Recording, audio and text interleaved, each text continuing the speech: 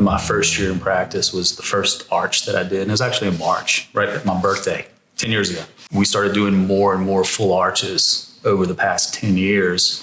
And it was interesting to see how folks in Baton Rouge and the surrounding areas really didn't have a clue that they could get this service done in Baton Rouge. It was time for us to basically open up a center of our own. And we see a lot of patients in our office now that have failing implants or have had full arch treatment other places.